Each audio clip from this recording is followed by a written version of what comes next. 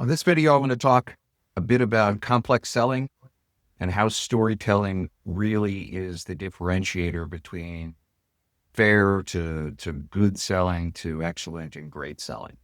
So let's talk about what complex selling is all about. Complex selling is a sale that requires that executive management weigh in, that business users weigh in, and that IT weigh in. And they all have an opinion about the objectives, the timeframes, and the resources that are going to be allocated to a project. They all have biases towards potential solutions or vendors or partners. And so it's navigating those complex waters that is the difference between a good seller and a great seller.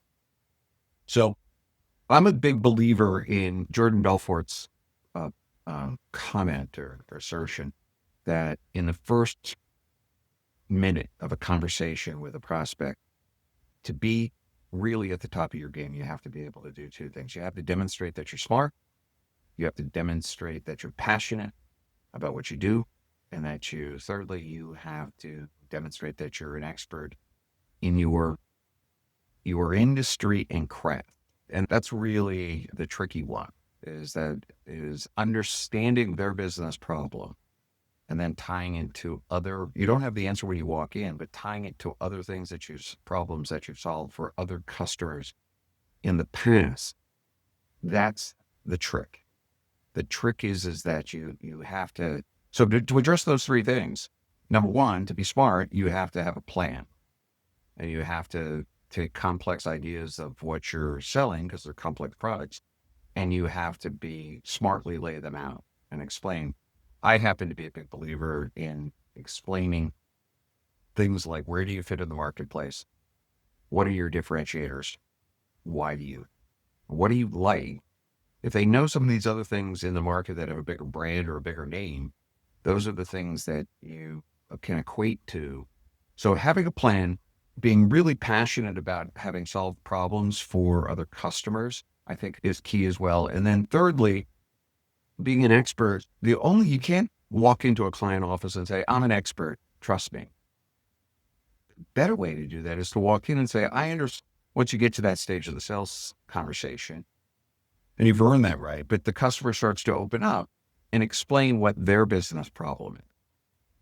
And then you take your experiences and be able to say things like, oh, I understand that problem. I've solved that problem for other companies in this market, in your industry, or in adjacent industries or companies that have a similar business model.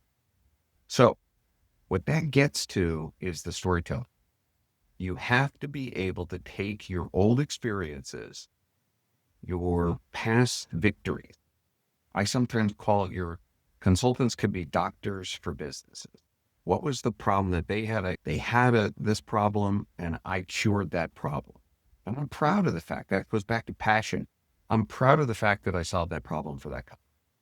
So that's the same sort of thing that we need to do around storytelling, is we have to be able to, in a concise and quick way, be able to tell a story about how you solved a similar problem for a customer. And you have to have that inventory of stories ready at your fingertips, so that if they say, oh, it's a omni-channel coordination of channels across, to the way they touch their customers across all channels, and they need a project in that vein, it's different than, a Salesforce optimization or a Salesforce CRM system implementation. Problem with customers and not being able to see them across multiple CRM versions or instances. So those are the kinds of things. The storytelling piece, then, I'm a big, big believer that you don't need to talk about the technology that was used in a big way, just maybe a little bit. But you talk about, here was the business problem. It's almost like telling a joke. It has a beginning, it has a middle, and then it has a crescendo at end.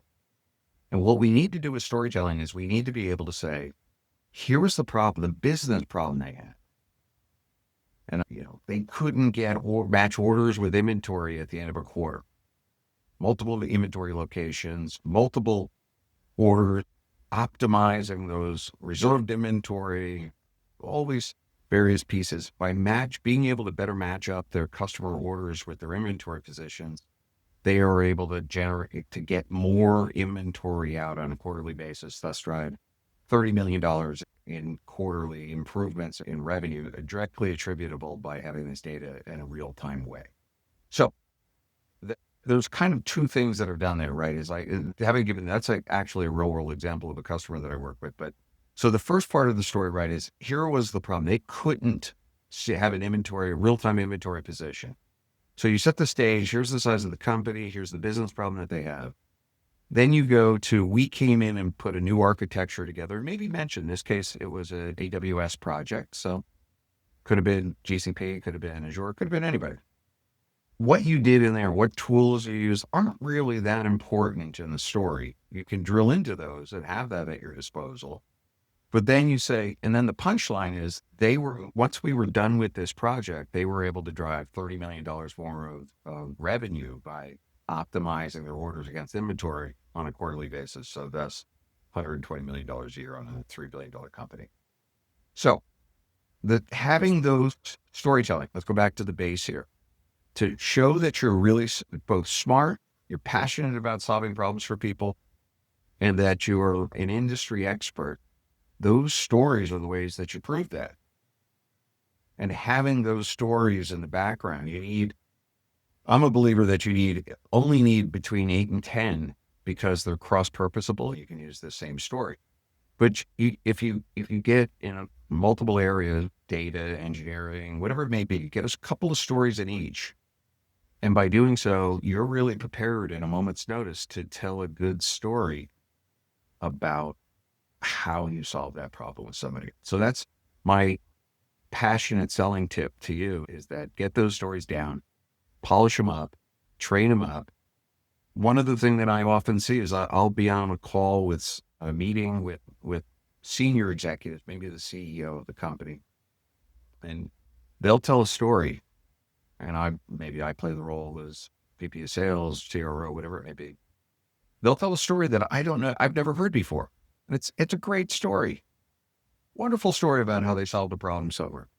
And I just think to myself, why do I not know that story? So that's another thing that has to be done with the storytelling, is that they have to be inventory across the organization, and you have to get it out of the heads of the people who have done it. Because another thing that we see is that the really good salespeople tend to be really good storytellers, but they have a built up accumulation of stories that they have from doing work in the past. And then you bring new people in, they don't have these stories, they're not trained on them, and they kind of struggle. And really, if they were given the 8 stories as an onboarding process, and then they're able to react smartly, in addition to maybe telling the company, practicing and really telling a very polished company story, and then drilling into some of the sub pieces with some stories about how you solve problems inside of that company pitch, is just the difference between, again, just fair to good selling to really being on the top of your game.